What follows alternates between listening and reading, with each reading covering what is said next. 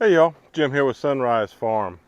I thought in today's video I would give you a garden update. Today is Sunday, June 9th, and today happens to be kind of a one-off for us, an anomaly. Even though it's getting to be the hot time of year for us, today actually had a called to be a high of 98 degrees.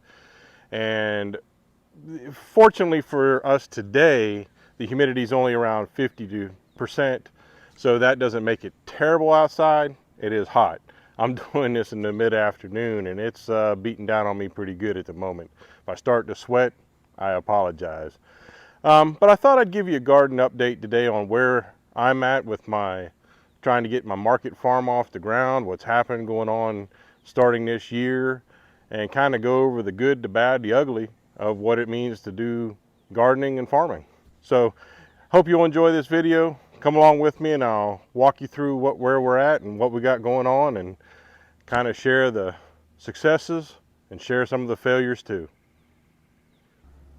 So right off the bat, one of the things I want to share with you all, if you've watched any of my previous videos, especially some of the earliest ones, you'll know that at the beginning of 2023, we started building our farm and wanting to do market farming. Last year we struggled to grow things in certain areas of our property and infrastructure, and the main struggle was the deer. Well, this year going into it, we decided that we needed to build some raised beds, which I have done some video work on, but unfortunately I got nowhere close to finishing those. Hopefully I will do so coming up in the midsummer to fall area. I'll start working on them again. Time just got out of hand early on in the spring. But one of the things that we had to back up and do, because we lost over 70% of everything we grew last year from spring, summer, and fall to deer, we couldn't do that again. So unfortunately, I had to spend a lot of my early springtime, both budget and the time itself, on what you can see, deer fence. And we only have about 60 or so percent, maybe a little more, of our entire farm right now, which is roughly about a half acre of farming, maybe a little more actually, 2/3, something like that, covered in permanent deer fence, and then the rest is in that deer netting, a deer mesh fence. So I did have to take all of that time and unfortunately the monetary budget away from gardening in the moment to protect the crops that I do have. Like I said before, we lost at least 70% last year, and I just knew, my wife and I both knew, that going into it with our heart to develop ministry and to give food away, along with wanting to get into our local farmers market, which we have done this year, and I will be doing some video work on that at some point. It's a small community market, nothing big, but we've gotten started, and we've had some problems there too with certain things growing.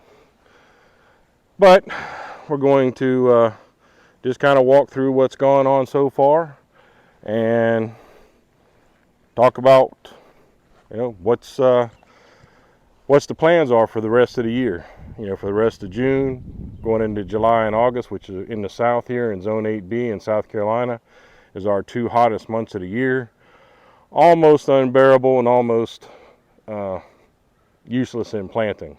There are a few things you can plant, okra being one of them, which I have some okra that I just recently planted, and I've actually got some more okra in my tray, my seed growing trays. This right here is a double row of okra, and then I got some beets that are almost, I've been harvesting on them already, and they're almost done. They're almost done in both time and, quite frankly, the heat's starting to get to them. Some late planted some late planted eggplant. Succession planting of squash, which is struggling the last couple of days with this heat. I've been having to water them pretty frequently, and I'll water them again here shortly. This right here is one of the raised beds that we had started building, and this right here is a trellis where I first had peas early on in the spring. Peas long since done, and this is a Market More cucumber that I've got planted here now, and it's coming along pretty nice. This was one of our beds of Yukon Gold potatoes that we had, and along with the other bed, to be honest, we didn't have a stellar harvest, but we did harvest a little bit more than we planted, so in the totality of things, that's a good thing. We didn't lose, we didn't go backwards or not have a harvest at all. We just didn't have the harvest that we had hoped for. But that's all right. Now what I've done is cleaned up that same bed, and I've planted a succession round of bush green beans. These are contender bush beans.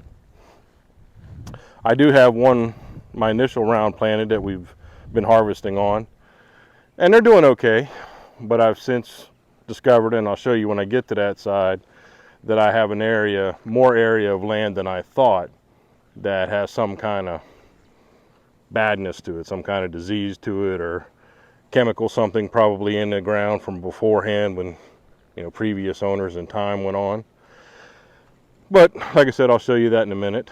Here are 3 rows, well actually 2.5 rows of jalapenos, and then some flowers, and of course got a whole double row of zinnias with some cosmos at the end.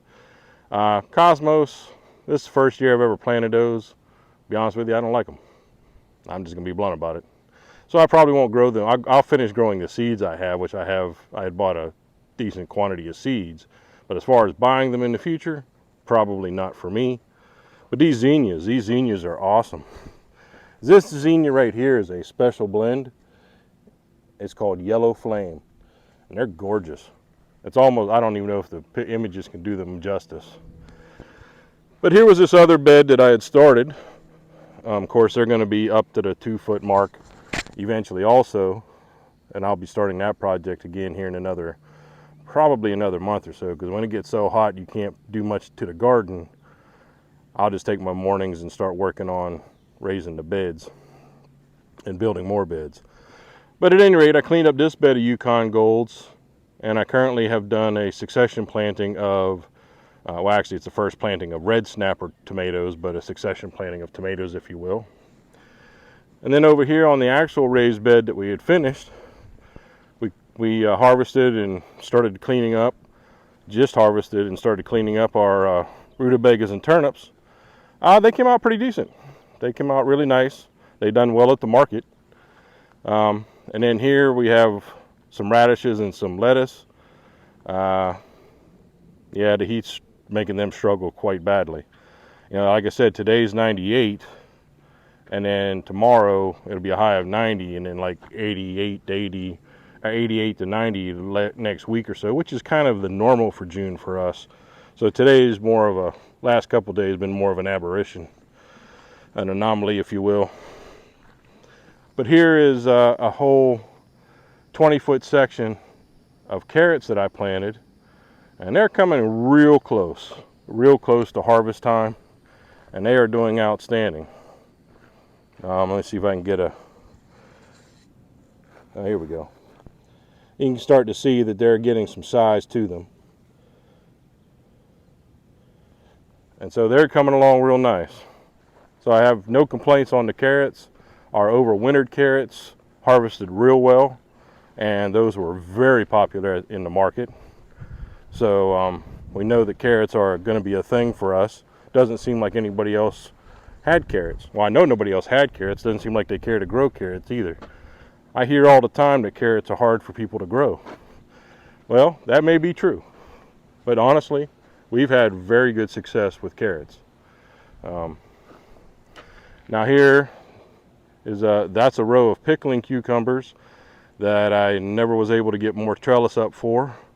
If you watch my video on trellising, you'll know that I put up the trellis for this 1 row of pickling cucumbers and then 2 rows of Corinto cucumbers. Now, I'm going to say on the Corinto cucumbers, which I had gotten from Johnny's seeds, they are expensive seeds. Make no mistake about it. But they have been quality, consistent producers. And they are putting on the fruit. And we've had really good success with them in the market too, because I think people really appreciate the fact that they stay consistently dark green. So that's been a real blessing. I would highly recommend those. I have yet to back up and ascertain after the season's over how much cost value analysis, return on investment, if you will, are those seeds for. But so far I'd say they're looking real good. And then I have 2 rows of zucchini, and I've had a real problem out of zucchini and squash this year, which ironically for us last year was one of the easiest crops we grew. But my zucchini and squash, at best, I've harvested a handful each off of both of them. Now they're starting to come along now, as you might can tell, but honestly, here we are going into, the second week of June, and for only having planting them in the 1st of April and only having harvested a handful each, that's terrible. That is terrible. We haven't even been able to harvest enough at one time to take them to market. So how can you do a farmer's market with no zucchini and squash? Not very easily. How about that? And then here's my row of Hass tomatoes. Right now, not impressed. My school's still out on this. I may have done something to them that I shouldn't have. I started these very early in the year and up potted them so I could have them at a good size before I planted them. And I didn't think about the fact they were determinate tomatoes, and that could have been why they're not performing well. But yet, on the other hand, I have another row of Hassinators right here. Yeah, excuse the grass. I haven't been able to totally weed and get the grass out yet. I'm working on it, as you can tell. Been also fighting tomato hornworms. Fought about half a dozen of them so far before they took out about a dozen plants. At any rate, these Hassinator tomatoes were planted as seedlings out of my seed trays, and quite frankly, I'm not impressed with them neither. Now, on the other hand, these sweetie cherry tomatoes right here, they are doing fabulous. I walk out here every day and eat some, and boy, I tell you what, they are excellent stuff.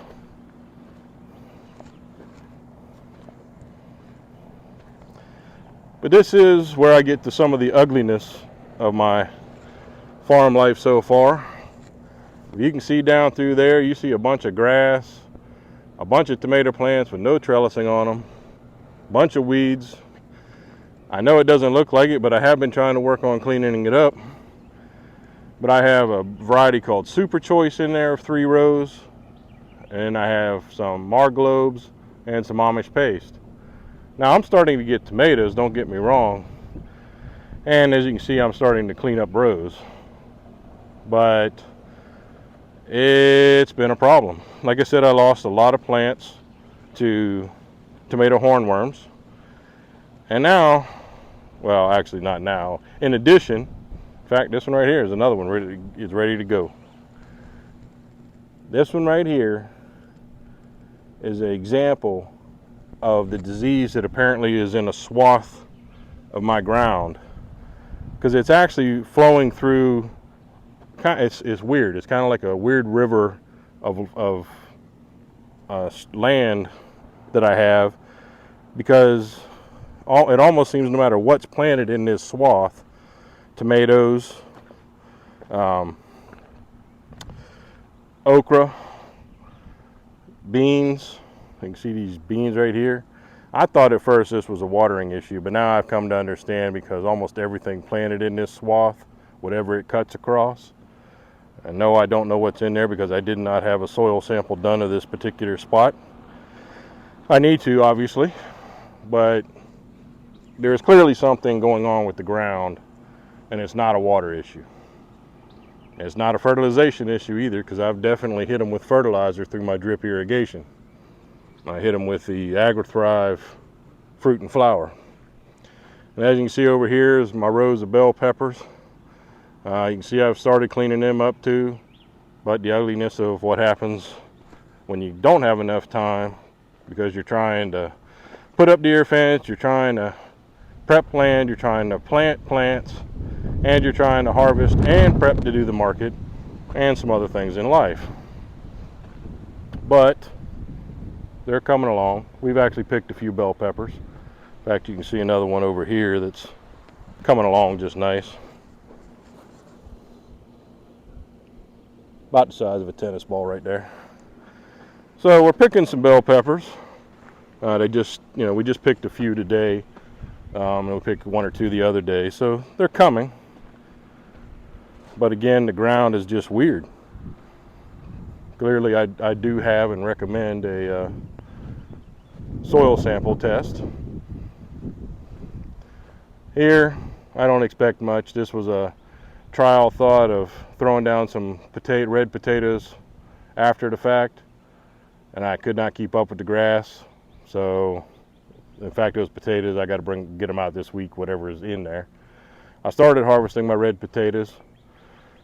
The ones I planted in this leaf mulch actually did pretty good. I was able to get a good many red potatoes so far, and I hadn't even quite finished where they're planted in this leaf mulch. And then here's a couple more, actually one row of Market More 80s, and then one more row of pickling cucumbers that I had planted a couple weeks back. They're starting to put on some fruit. I'm just going to let them be on the ground because that's the only other alternative I have at the moment. From a guy I know, he had a different variety of zucchini, so I threw them down over here, and they're coming along. And I thought, I like to try all things, so I like to grow things and see what's happening. I do have a zucchini down in there that's probably going to be harvested probably tomorrow, actually. And then you can see where I haven't gotten too far more with my row prep.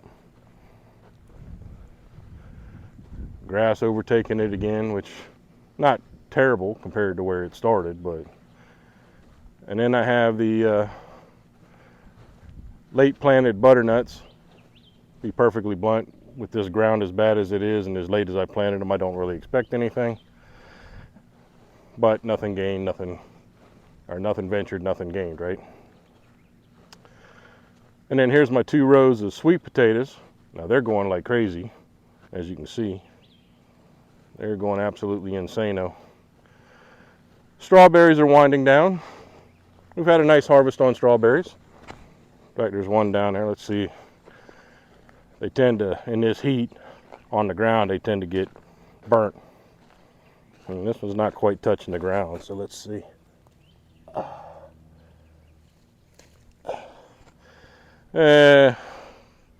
It's a little rot. Strawberries are definitely winding down. And then here's my last plot that I've got to start tilling up because this is where my succession planting is going next. I've got some okra ready to go in the ground, or almost ready to go in the ground. And then I got these Kennebec potatoes that are just about ready as well. I don't know what to expect there. The plants didn't get very big, and honestly, this is the first year I grew Kennebecs, and I don't know if the plants are supposed to get very big. Let me know in the comments.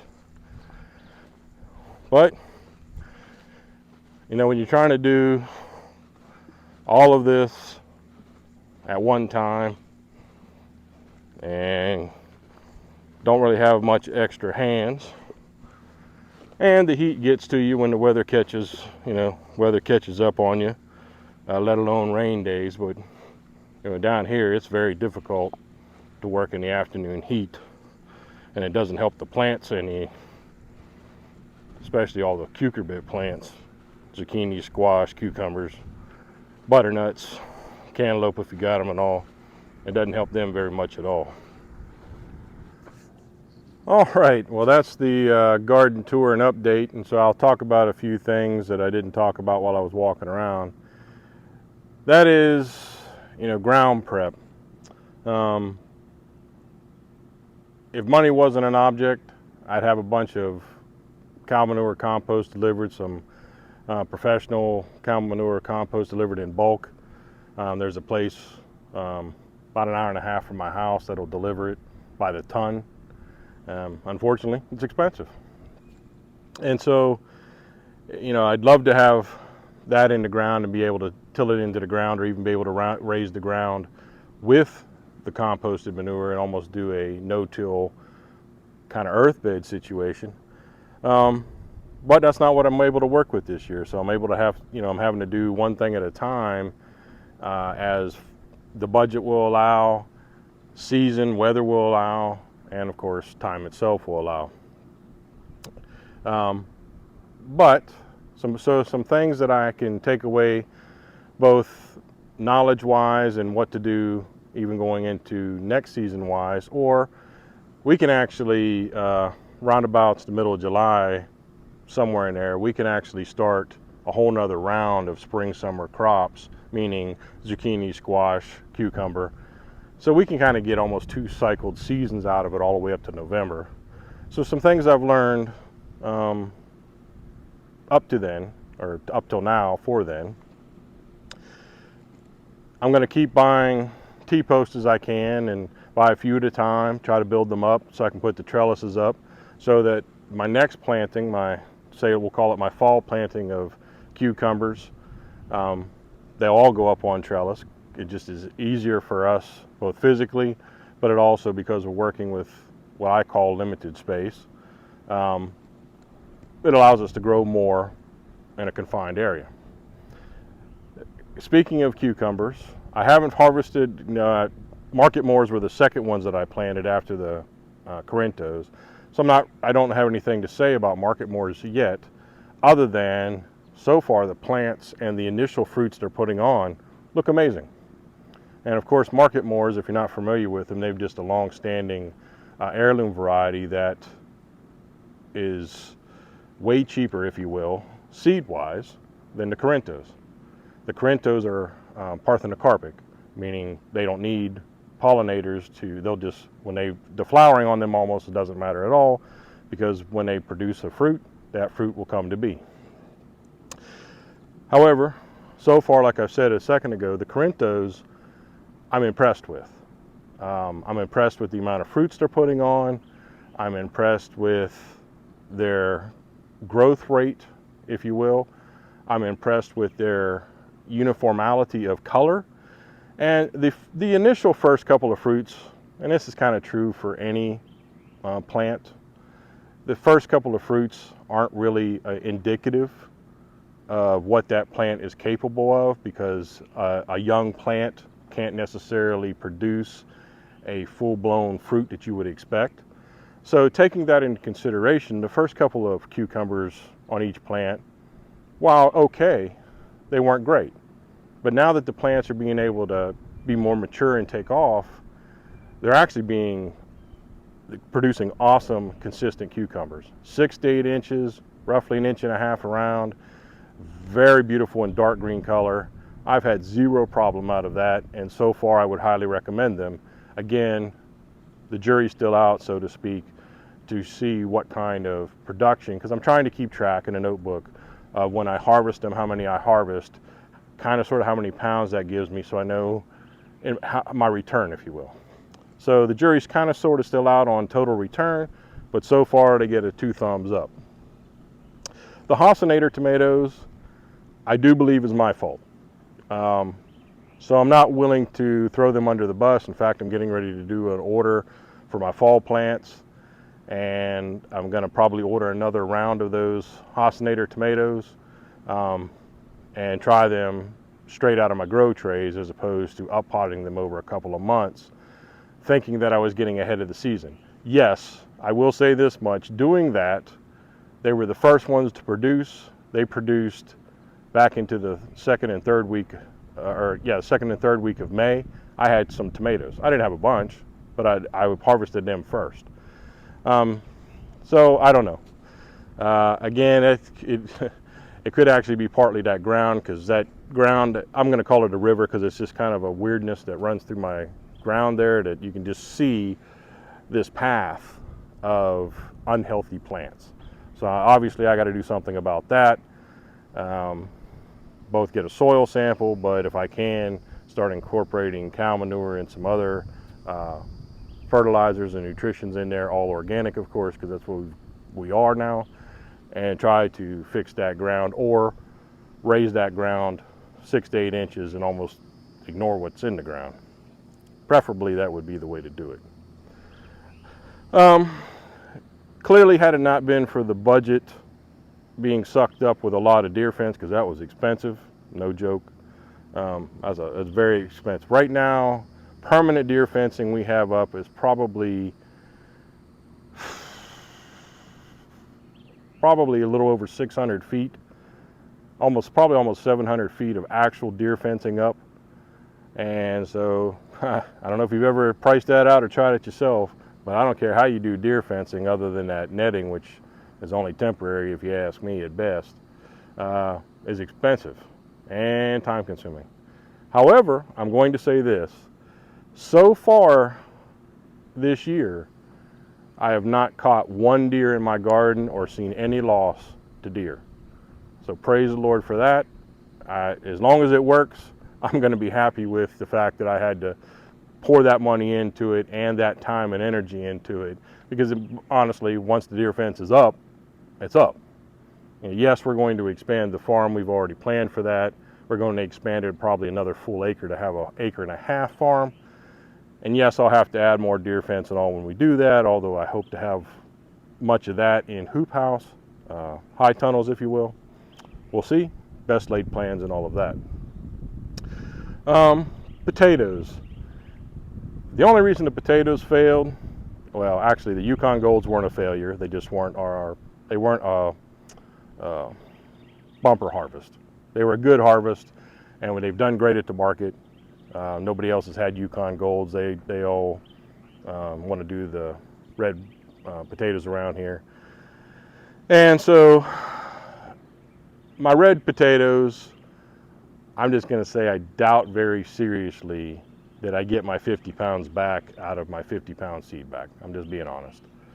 But what I am getting back out of the ground has been great, and I am very thankful and blessed. And I don't, it's hard sometimes.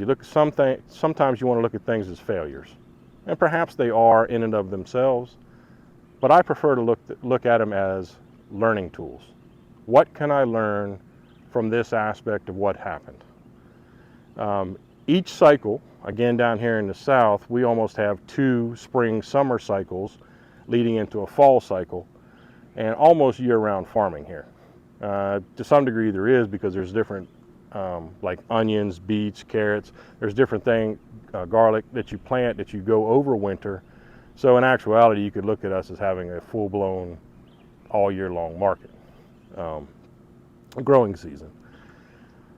However, that being said, every time you cycle out new plants, I call that almost a new growing season, a succession planting even in the same season, you can learn something. And you can try to make improvements on that and not just stick with the same old. Even if it's working 100% for you, I'd still recommend. And no, this is not professional advice telling you to do something you don't want to do. I just recommend trying things. And I promise you, not everything you're going to try is going to work, clearly.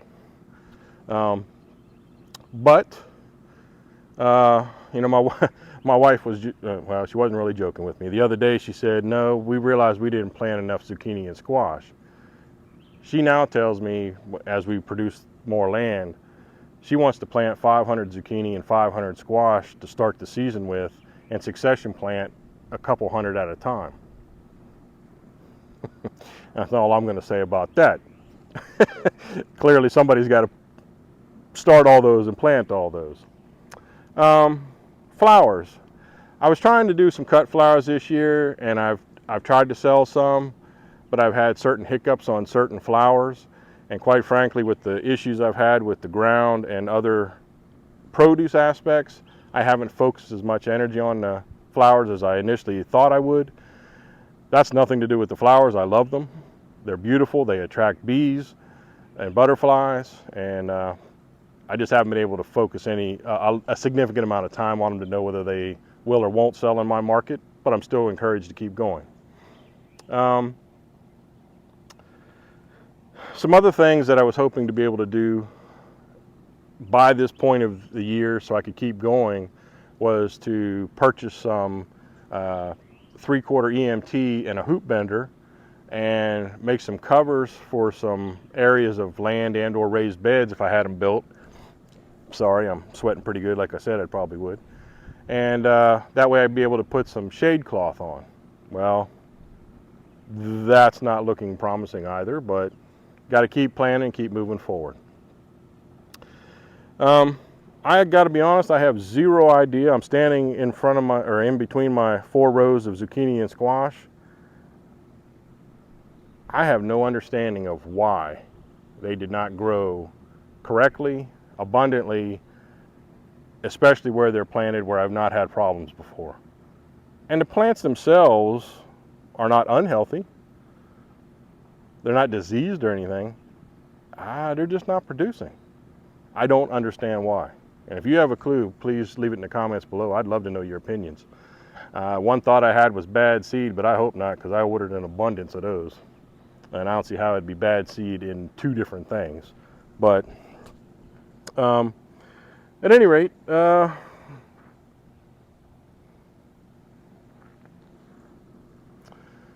yeah, so what's coming up is I do have some more. You know, I showed you my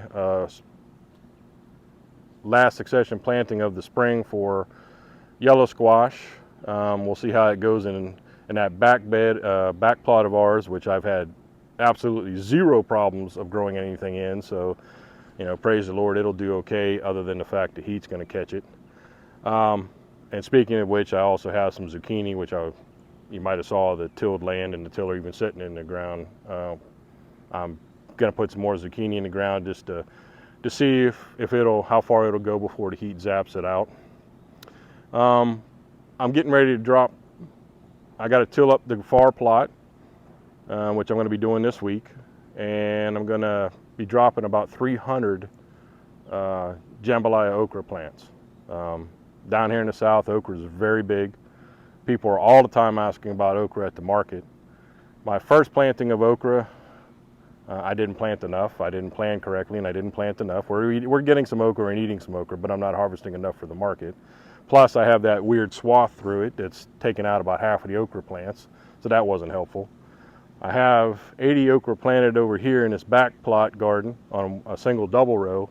They're doing excellent. I think I lost a few plants, but they're doing excellent. But I'm getting ready to plant 300 because they'll do well in the heat. They don't mind the heat so much. So, and yeah, so other than that, like I said, I'm getting ready to do my fall order of seeds. You know, cabbages, Brussels sprouts, broccoli, cauliflower, collard greens,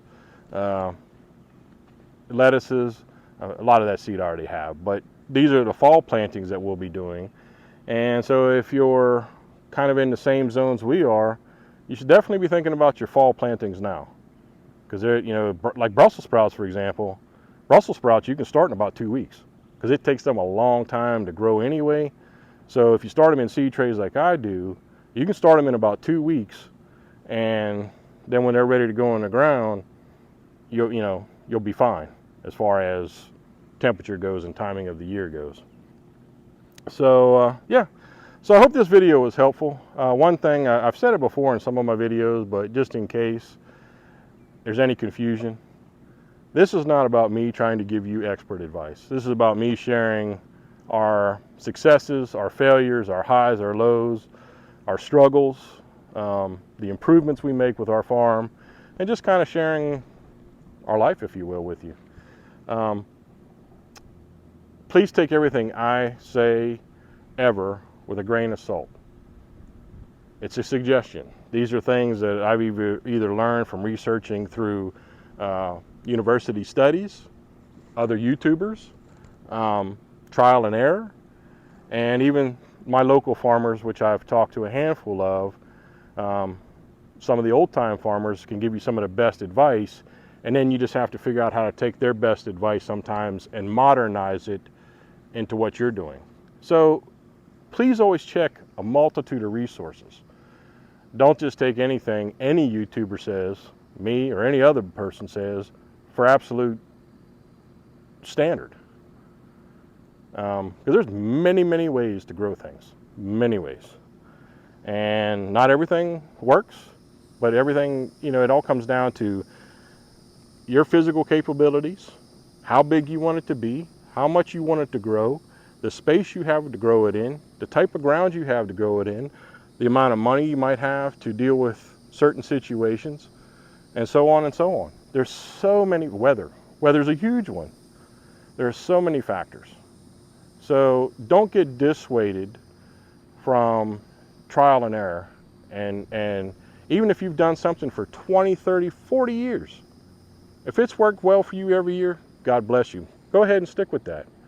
But if you've had some struggles here and there, or you even see something that might help you physically, like you might have bad back issues like I do, and you're like, hey, I'd rather try something like that, I just encourage you to try something different, something new. Maybe not with your total planting. Maybe you just do a small planting of trial and error. But either way, I'd recommend doing some trial and error, just because for me, that's the way I've always learned in life. I like to learn. First, I like to get advice, knowledge, and wisdom. Absolutely, you should always seek wisdom. You know, the Bible says the beginning of wisdom is get wisdom. Yeah, that's a proverb. Anyway, so the part of that wisdom is seeking advice from multiple sources, not just one source, multiple sources. But then taking that information and adjusting it according to who you are, what you want, and how you want it to be. So I just encourage you again with that. I hope this video has been helpful for you. Again, if you got anything, you know, informational wise or comment wise, please leave it down in the comments. I'm always interested in what you all have to say.